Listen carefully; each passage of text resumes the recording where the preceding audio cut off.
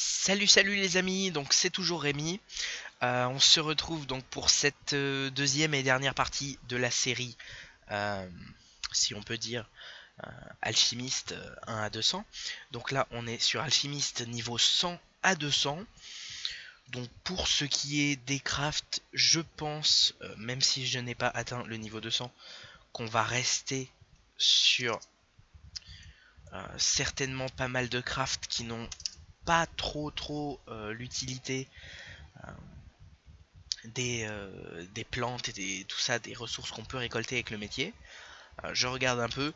Oui, il y a quand même quelques potions qui en utilisent, mais on va quand même avoir énormément d'autres crafts qui n'en utilisent pas du tout. Euh, il y a quand même quelques-unes, mais qui ont quand même un XP très faible par rapport à certaines essences qu'on peut crafter, c'est sûr. C'est sûr qu'on peut quand même beaucoup moins XP le métier avec les ressources que vous allez récolter que dans un métier comme par exemple paysan, tout ça. Paysans, pêcheurs, qui eux valorisent beaucoup plus les ressources récoltables. Par exemple, si vous êtes alchimiste et pêcheur paysan, avec tout ce que vous allez récolter, vous pouvez monter vos métiers niveau 200 quoi. C'est franchement, vous avez quelques ressources à acheter à côté comme des fruits, légumes, tout ça, des épices par exemple. Ça coûte pas grand chose, mais c'est tout quoi. Alors que là, par exemple, c'est quand même beaucoup plus difficile à monter. Mais à côté de ça, c'est un métier qui est quand même clé et qui va vous permettre de monter, par exemple, ou de gagner beaucoup plus de kama avec vos métiers paysans ou pêcheurs. Donc le jeu en vaut la chandelle. C'est un peu plus dur, un peu plus coûteux à monter si on veut aller rapidement. Mais ça vaut le coup, je trouve. Donc on va regarder un peu les les plantes et fleurs que vous allez pouvoir récolter. Donc ces ressources sont la graine de pendouille, donc au niveau 120, le ginseng au niveau 140, la belladone au niveau 160, la mandragore au niveau 180 et bien sûr le perce-neige au niveau 200. Donc pour la cartographie, on se retrouve tout de suite. Donc la graine de pendouille ne va se trouver que sur l'île de Pandala.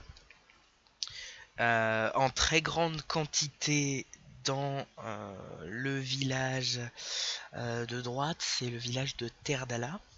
Donc là, il faudra que votre alliance euh, soit... Enfin, il faudra que vous soyez dans l'alliance qui possède la zone. Sinon, bien entendu, vous ne pourrez pas rentrer. Mais par contre, vous pourrez quand même récolter les graines de pendouille qui sont tout autour des faubourgs de Pandala. Également un peu ici sur la gauche de Pandala haut. Et sur l'île de Grob, il y en a aussi quelques-unes. Et ce sera la seule zone où vous pourrez les trouver. Alors ensuite, la prochaine qui est le ginseng. On peut voir que le ginseng, on peut en récolter un peu sur Grob. Mais sinon, la grande concentration, ça va être ici, dans les plaines de Kanya. Au niveau voilà, des pics de Kanya, euh, des dents de pierre. Et sinon, apparemment, il y en a un aussi dans la forêt sombre. Enfin, il y en a quatre. À mon avis, ça doit être dans une sorte de grotte ou quelque chose comme ça, je pense. Parce que c'est bizarre qu'il n'y en ait que sur une seule map. Vous allez en trouver aussi pas mal dans la jungle obscure de l'île de Tomaï. Vous allez même en trouver carrément beaucoup. Apparemment, il n'y en a qu'un seul par map, mais il y en a quand même pas mal. Sinon, il est aussi très présent sur Freeghost, ce qui est assez rare de trouver une ressource comme ça présente autant sur Freeghost. Que ce soit sur Freeghost 1 ou Freeghost 2, voilà, vous allez l'avoir Donc ici, ça va être le village enseveli. Là, ça va être la forêt pétrifiée. Voilà. Et vous en aurez un peu au Montorido, même à la zone des Glours. Ouais. Il y a quand même une plus grosse concentration par ici sur Frigos 1. Alors ensuite, la prochaine ressource qui est la Belladone, donc au niveau 160, qui elle ne va pas du tout se trouver sur Frigost, mais va plutôt se trouver sur Amakna, de mémoire. Non, non, non, non. C'est sur la... Oui, oui, voilà. C'est sur l'île d'Otomaï qu'on la trouve beaucoup. Excusez-moi. Vous allez la trouver beaucoup dans la jungle obscure aussi, un peu comme le ginseng. Dans les tourbières un peu. Et sinon, voilà, ça va être sur les plaines herbeuses, quoi. Un petit peu sur la plage, mais surtout sur les plaines herbeuses et sur la jungle obscure. Je pense pas qu'elle soit ailleurs. Je vais regarder vite fait, mais à mon avis, ils ont fait un peu comme pour le millet, qui est peut-être d'ailleurs du même niveau. Je sais pas si c'est pas niveau 160. euh, qui lui aussi n'est présent que sur Otomaï. Ce qui est sympa, parce que ça revalorise un peu l'île, je trouve ça cool. Je trouve ça cool. Alors ensuite, la prochaine, c'est niveau 180 et c'est la Mandragore. Donc la Mandragore, elle est un peu spéciale. Apparemment, on peut la trouver ici. Je sais pas si c'est pas dans un... Je crois que c'est une grotte ou un donjon, ça. Mais sinon, elle est assez rare.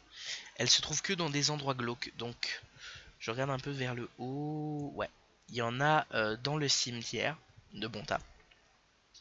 Elle va se trouver que dans des endroits glauques. Donc, il n'y en a pas sur Pandala, il n'y en a pas sur Wabi, pas sur Moon. Et sinon, ça va être le cimetière d'Amakna, où il y en a beaucoup. Ça va être le cimetière d'Ekoalak, cimetière primitif. Et enfin, dans le cimetière de Brakmar, ce qui est, sympa, parce que jusqu'à maintenant, je crois que c'est la seule ressource qui est récoltable dans cette zone. Donc c'est pas mal, parce que c'était un peu dommage de pas mettre des ressources récoltables dans cette zone. Et du coup, ils ont trouvé ça. C'est sympa dans le cimetière des torturés, quoi.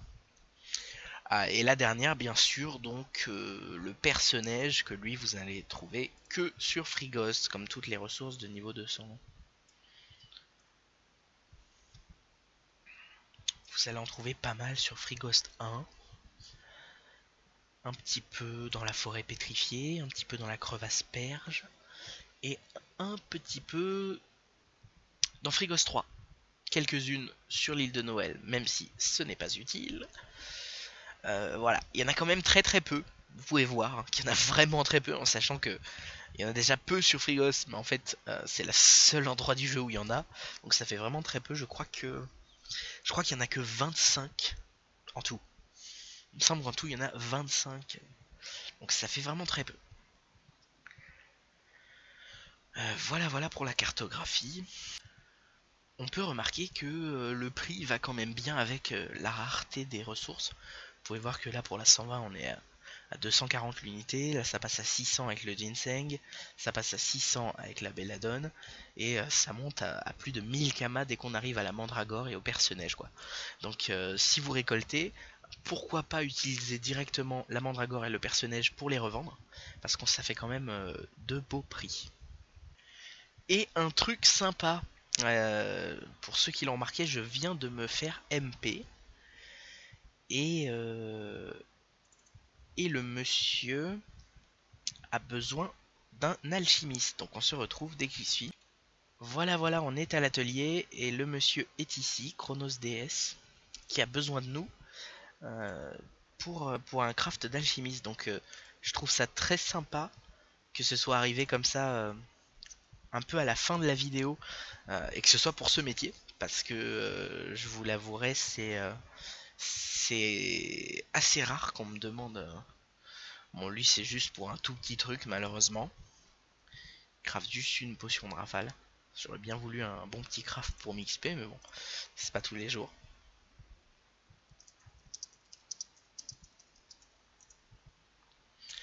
Donc voilà pour cet épisode consacré au métier d'alchimiste. J'espère qu'il vous aura appris pas mal de choses, tout ça.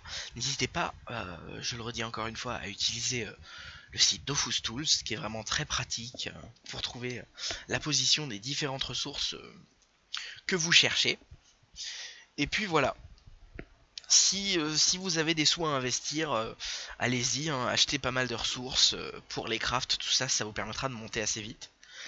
Ça peut être intéressant de le faire pour les premiers niveaux, comme ça après on peut ramasser plus de plantes pour XP le métier avec du craft, avec de la récolte, pardon. Mais je vous préviens, si vous voulez faire que de la récolte, ça va être quand même très très long. Donc à vous de voir un peu qu'est-ce qui est le plus intéressant. Après, regardez bien le prix de certains crafts, parce qu'il y en a qui peuvent coûter vraiment pas grand chose, comme d'autres qui peuvent coûter très cher. Donc il faut bien faire attention à tout ça. Moi je vous dis à bientôt pour une prochaine vidéo. Ce sera sûrement... Non, vous aurez la surprise. Allez, à bientôt.